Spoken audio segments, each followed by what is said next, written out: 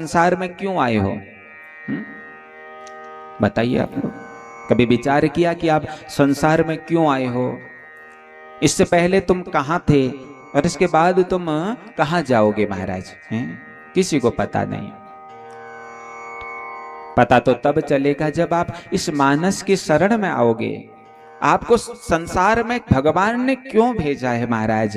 संसार में भगवान ने तुम्हें इसलिए भेजा है कि तुम संसार में आकर के केवल और केवल उस परमात्मा का चिंतन करो, उस परमात्मा की कथा सुनो महाराज। ये जो शरीर तुमको दिया है सज्जनों, ये शरीर केवल और केवल भगवान के भजन के लिए मिला है। बस ये आंखों से केवल और केवल उसके दर्शन करने हैं, इन कानों से केवल और केवल उसकी कथा सुननी है, इस मुख से केवल और केवल उसका गुणगान करना है, इन पैरों से केवल और केवल उसके मंदिर जाना है महाराज, इन हाथों से केवल उसकी सेवा करनी है। इसलिए यह शरीर मिला हुआ है।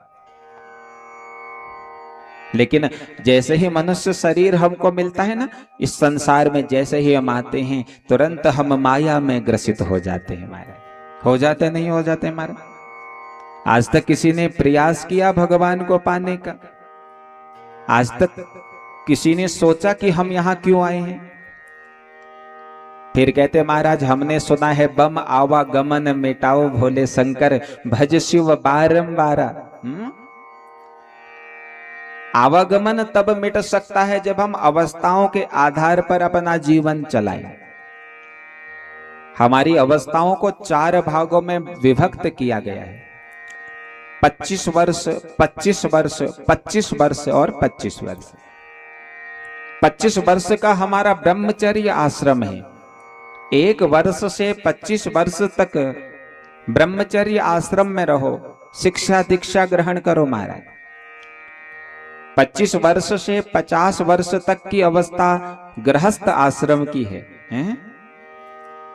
और जैसे ही 50 के हो जाओ फिर महाराज वानप्रस्थ ले लेना चाहिए। 50 से 75 वानप्रस्थ का है और 75 से 100 सन्यास का है बस, हैं?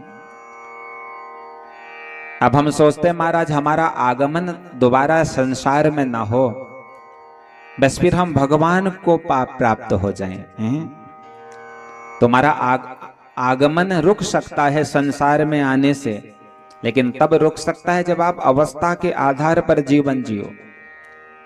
25 वर्ष तक परिवार से दूर रह करके शिक्षा दीक्षा ग्रहण करो महाराज, और जैसे 25 के हो जाते हो तुरंत गृहस्थ जीवन में प्रवेश हो जाना चाहिए और गृहस्थ जीवन चलाओ महाराज। और 50 के जैसे ही हो जाओ परिवार की जिम्मेदारियां फिर घर के बड़े बच्चों को सौंप दो। फिर तो भैया एकांत में जाकर के केवल और केवल उस गोविंद का चिंतन किया करो, उस राम का चिंतन किया करो, कथाओं को सुना करो, तीर्थ यात्रा किया करो। और जैसे ही 75 के हो जाते हो फिर महाराज सब में राम के दर्शन करना प्रारंभ करो। सब में मेरा राम विराजमान है, तुझ में भी मेरा राम है, मुझ में भी मेरा राम है, इधर उधर सब मेरा राम है। ऐसा भाव तो तभी आ सकता है जब हम इस कथाओं को सुने, किसी गुरु की शरण को धारण करें, किसी संत की शरण को धारण करें महाराज, तब